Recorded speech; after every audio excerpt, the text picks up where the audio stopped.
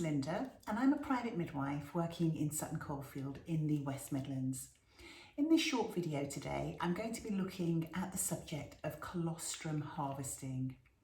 Colostrum harvesting involves the antenatal hand expression of colostrum from your breast in the later weeks of pregnancy.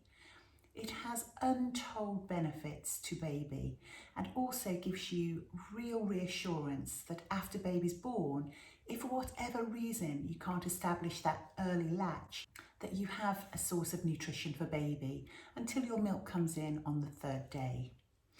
Now during this session, we're going to look at what colostrum is and how it benefits the baby.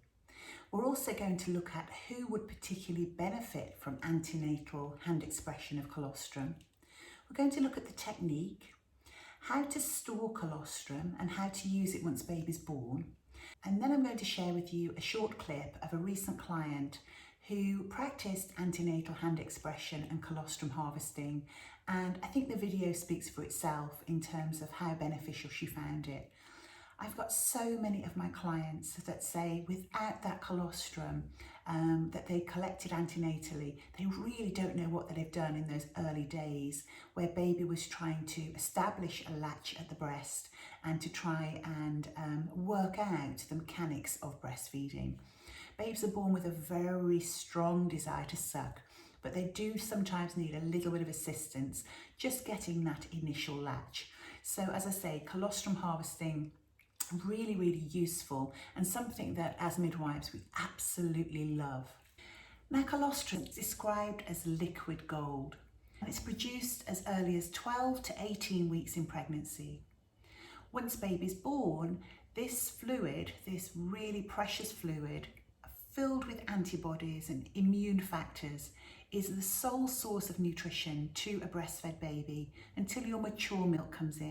Now many ladies say to me, well, if I'm actually expressing my colostrum antenatally and harvesting it, will it run out so that when baby's born there isn't any left? But in fact it continues to be produced. Every time you express colostrum, then more colostrum is made. And once baby's born, as I say, you have just pure colostrum for a couple of days till the mature milk comes in. And once the mature milk does come in, colostrum continues to be produced in the background in the early weeks postnatally. Now colostrum is loaded with immune factors and antibodies. It's known to actually coat the infant's gut, protect from bacteria. It destroys harmful bacteria too. It acts as a laxative, helping baby to clear their bowel out of that sticky green-black meconium that their bowel is padded with in utero. It's now known that if we can help the baby to evacuate the bowel of meconium fairly early on in their life, then they don't get such deep jaundice. And I've got some strong evidence from my clients to say this, that when they've actually harvested their colostrum and had quite a few syringes to give to baby in those early days, the jaundice that appeared made a quick exit again, and midwives fed back to them that's because of all the colostrum they'd harvested.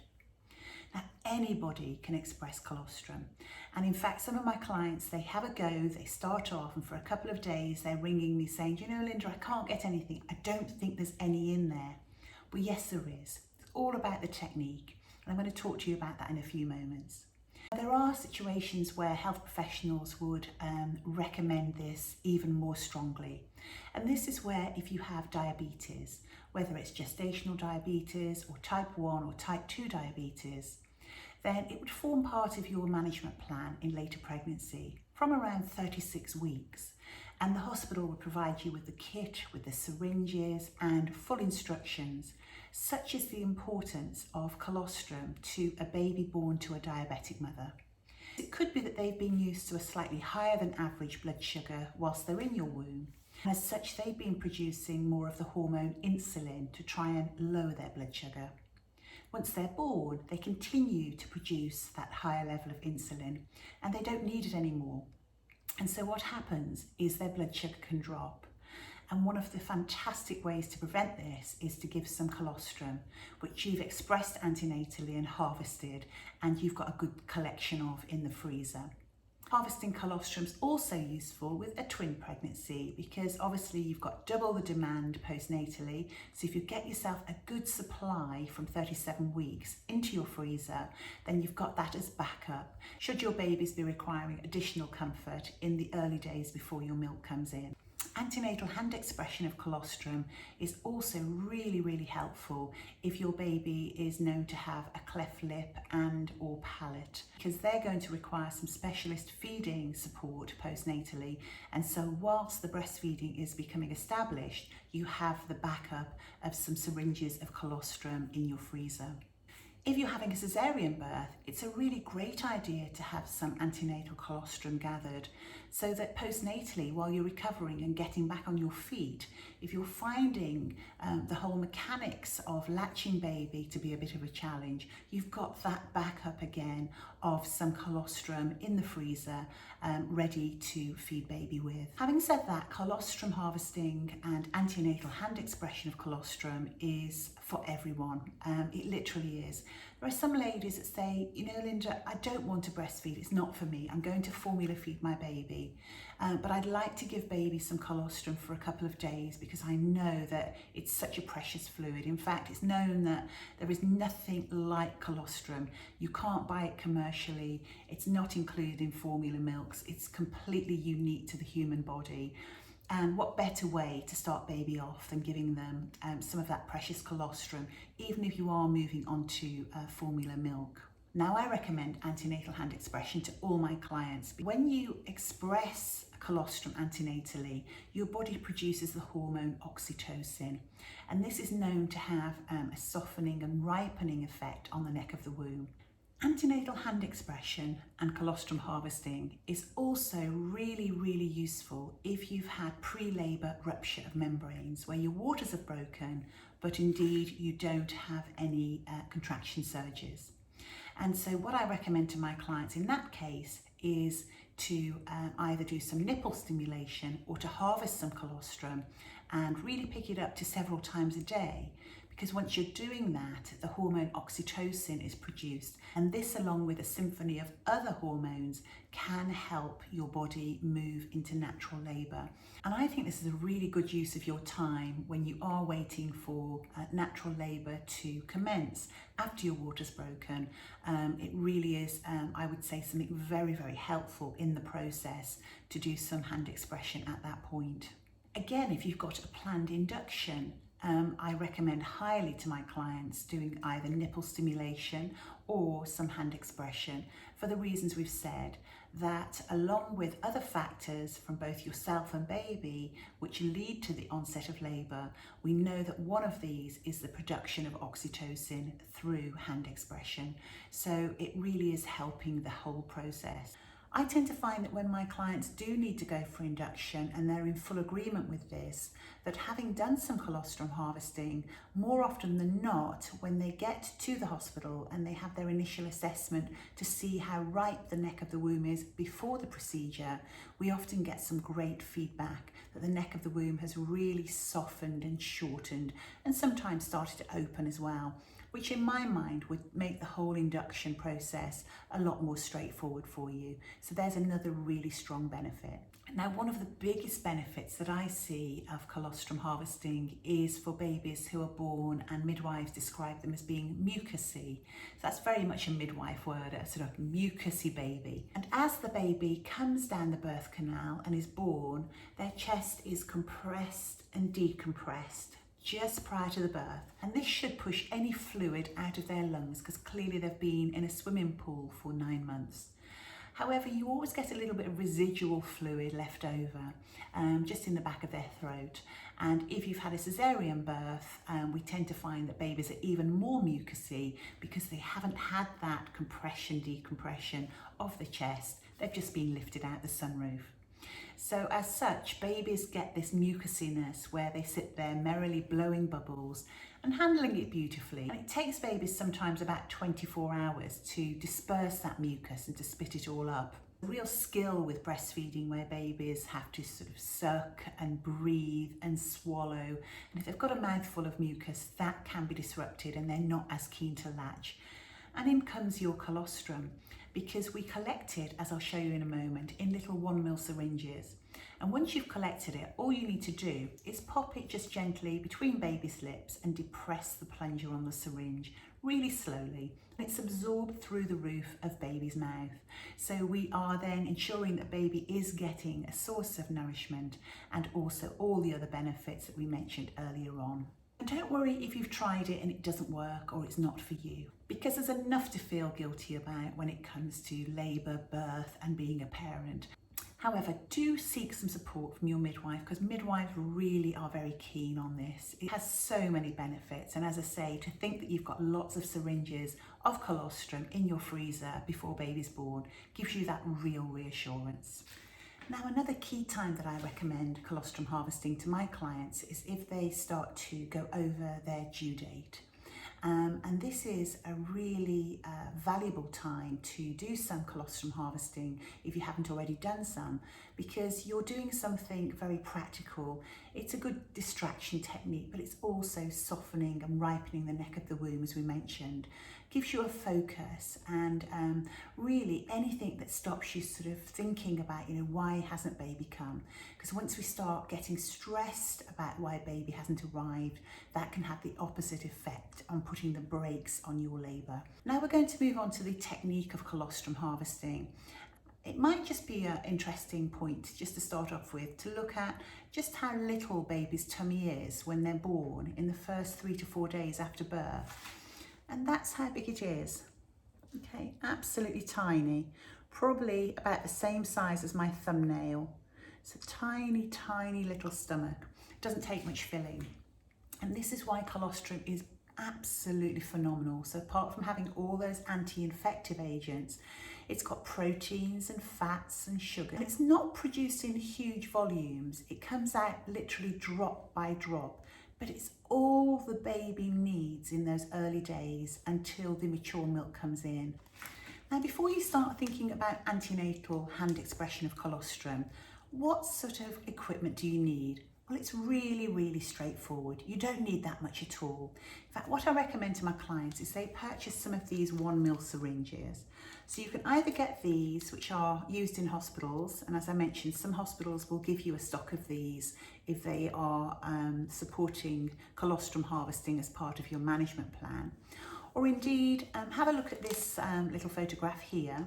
And this is some colostrum harvesting syringes. You can get all of these from Amazon. The difference here, yes, they're a pretty colour, but also they've got a lid on the top, but they are probably twice the cost of these 1 ml syringes. So have a look and work out what suits your budget. Now, we don't recommend the use of manual or electric pumps antenatally when expressing colostrum. That's just not needed, and it can actually stimulate some abdominal cramping, which we don't want. So hand expression is the only recommended way of expressing colostrum antenatally. So we've talked about the syringes, and now let's talk about the technique. So to start off with, just give your hands a good rinse. Choose a time of day where you're fairly relaxed, and you're going to start off just doing it about once a day. From the end of the 36th week is a good time to start. But if you just watch this video in your 39 weeks, start as soon as you can, because it will still give you great benefits. So first and foremost, you need to do some massage of the breast. And we start off massaging the breast and almost looking at the areola here and working around like a clock face with your knuckles, doing a sort of knuckly type massage all the way around with your knuckles. Use 2 hands if you need to. So it's that type of circular massage to start with. Secondly, you can do a sweeping massage. So sweeping down from the chest wall, sweeping down all the way around and underneath as well. Now, the next thing to do is to try and locate the breast milk ducts, and colostrum harvesting isn't about squeezing the nipple. That would A, be painful, and B, be ineffective. It's to do with establishing where the breast milk ducts are. Now, looking at the breast there, the areola around the edge, and you've got these tiny little lumps and bumps, the Montgomery's tubercles. You need to actually pop your fingers either side of the areola in a C-shaped grip and then try and gently feel, just come back from the areola just a little way until you feel a change in texture. And some people liken that to grains of sand or grains of rice. Once you feel that, that's exactly where you need to be compressing during the hand expression procedure.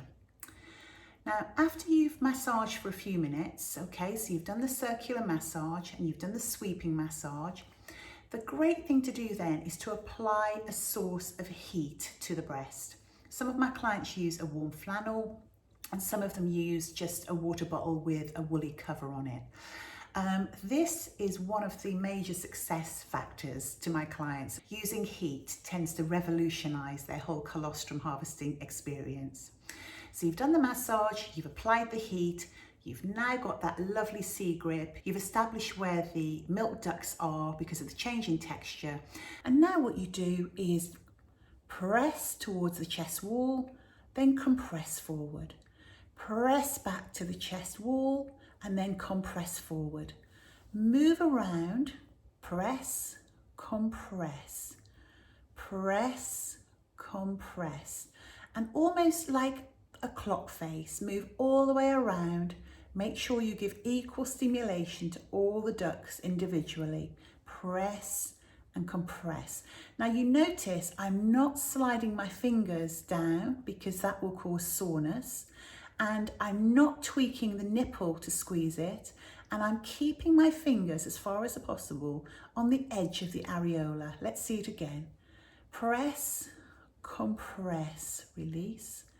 Press, compress, release.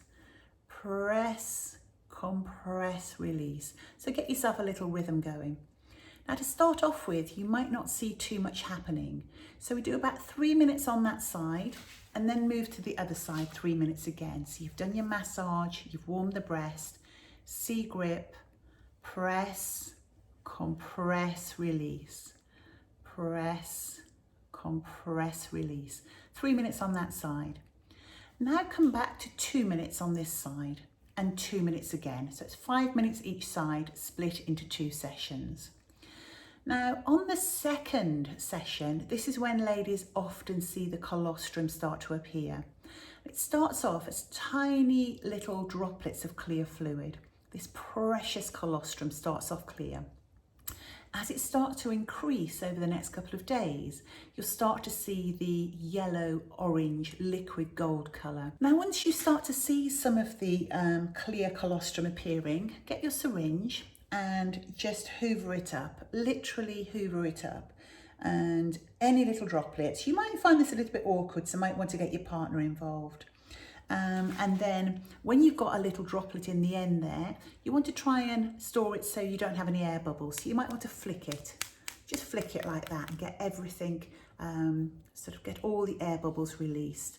And then just push it right up and then carry on massaging and syringing. So it is often great, something you could do with your partner to get them involved antenatally. Once you start doing this for a couple of days and you tend to find then that the volume increases, you might find it easier to actually express it onto a clean spoon. It doesn't matter, you know, tablespoon, something like that, but make sure it's really clean. And then suck all the colostrum off the spoon with your syringe and then just store the syringes, which we're going to talk about next. So there's a little bit about how to express your colostrum. Now anything you've collected in the syringe, ideally after 24 hours goes into the freezer. So to start off with, the first day you might decide that you're just going to do it once. And the whole technique takes about 15 minutes. 5 minutes for the massaging and the warm flannels or the water bottle, 3 minutes, 3 minutes, 2 minutes, 2 minutes. And at the end of that, on day one, you might find that you've got a tiny, tiny, tiny amount, about 0.01 of a mil, but celebrate that because it means it's started to flow.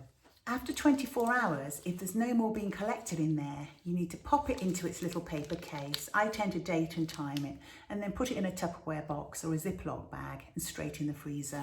And that can be kept there for 6 months. So if you find you don't need it postnatally, baby does latch well, there's no need for any colostrum that you've harvested, you can keep it in there for later on because you will definitely use it at some point in the first 6 months. And if not, there's nothing lost. because baby still had colostrum fresh from your breast at birth, and there's no harm done. If anything, far more benefit of doing it than not doing it.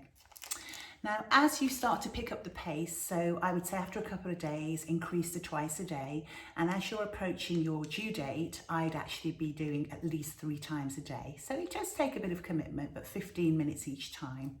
And at that point, you may be actually getting 2 full syringes at a time or more. I mean, some of my clients have literally produced 100 of these in the period up to the birth of their baby.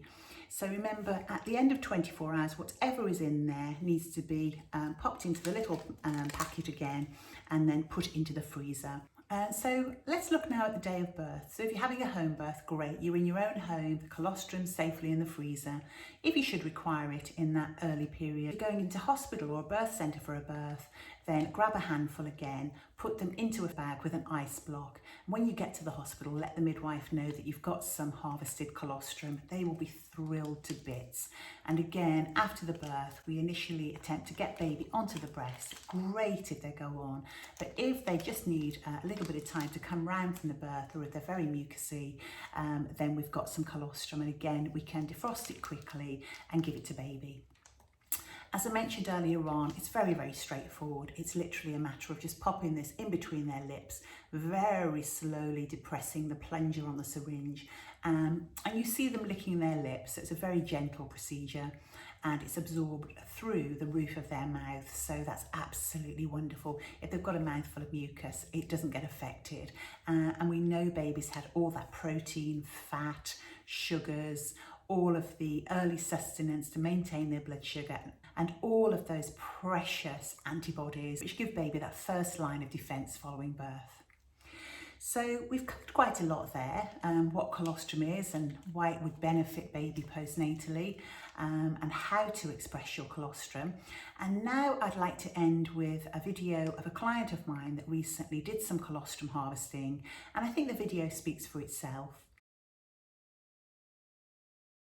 So from 37 weeks I was advised to try colostrum harvesting, and I found it really difficult to begin with, to the point where over 5 days I managed to express about 0.8 of a mil, so it wasn't even filling up the little syringes that I'd been advised to store it in.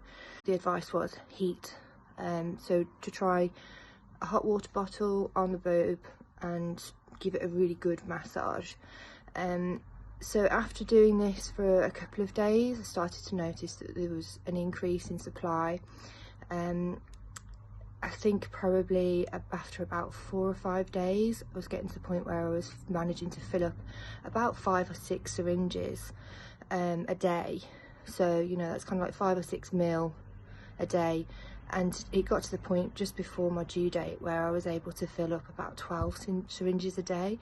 And I just used to express onto a sterile spoon and then just literally suck the liquid up with syringes and then store them in the freezer after I'd collected it. Now, when my little boy was born, at 40 weeks on his due date, which may or may not have had something to do with the hand expressing, I'm not sure. It was a magical birth. We had a lovely experience. It was a water birth. I was hypnobirthing. The whole experience was incredible. And afterwards, he did feed for about 40 minutes, but that's where it all kind of started to go downhill, feeding wise, because it turned out he was too warm, so he wasn't waking for any feeds. Which was obviously really concerning because no matter what I did, I just couldn't get him to latch on properly. So again, after some asking for some advice from the midwives, they came round to help. It was a case of really trying to wake him up, cool him right down to wake him up. And I'd explained that I'd actually got the colostrum in the freezer, so it was a case of, right, let's get as much of this as defrosted as possible and let's start pumping at least 1 mil, 2 mil every single time we went to give him a feed, which in the first kind of 24 hours to 48 hours was every 2 hours we were waking him up to feed him. supplying him with, you know, 2, sometimes even 3 mil of colostrum, and then straight on the breast to, you know, to feed. And he was only feeding for about 5 or 10 minutes, so the colostrum was really, really important to keep his liquid, like his fluids up, especially because this was when we had the 30-degree heat outside. So after kind of day 3, I think it was, the midwife came out to weigh him, and obviously she'd said that because he's a breastfed baby, they can obviously like drop the weight by at least 10%, drop the birth weight by at least 10%. So we were a little bit nervous because we were obviously rough start, so we were kind of thinking, oh, maybe it's going to be a bit, you know, a bit more than 10%. And actually 10% of his birth weight would have been 380 grams, and he'd only lost 20 grams. So it was amazing news, really, the fact that he'd you know, almost bounced back with this feeding experience. And then day 5 came, where he had the heel prick test and weighed again, and he'd actually put on 8 ounces. Now, I swear this is down to the fact that we were using the colostrum. I still have a little bit left in the freezer, which I'm happy to kind of store for about 6 months, which, you know, maybe I'll use if he goes through his immunisations, something like that. I've heard that it can help kind of soothe them. But yeah, so I had a really, really good experience with the colostrum harvesting, and I would highly recommend it to all new mums, just because you never know what's going to happen after birth. I mean, we had the most amazing birth experience, but then a terrible 24 hours after, purely just because of the weather, the heat, and him not feeding. And obviously in other circumstances, you know, if you don't have the birth experience that you want, if you ended up having an emergency cesarean or something, for example, and you needed to get some of your, you know, good nutritious colostrum into the baby, then yeah, colostrum harvesting is literally a lifesaver. It stopped us from having to use bottles, which I really didn't want to use. So I do hope that you found this video valuable, and if you'd like to have a go at colostrum harvesting, do mention it to your midwife, and she can give you some support and advise you on things like syringes, and look at your technique and go over some of the points that I've made in this video. Thanks for watching.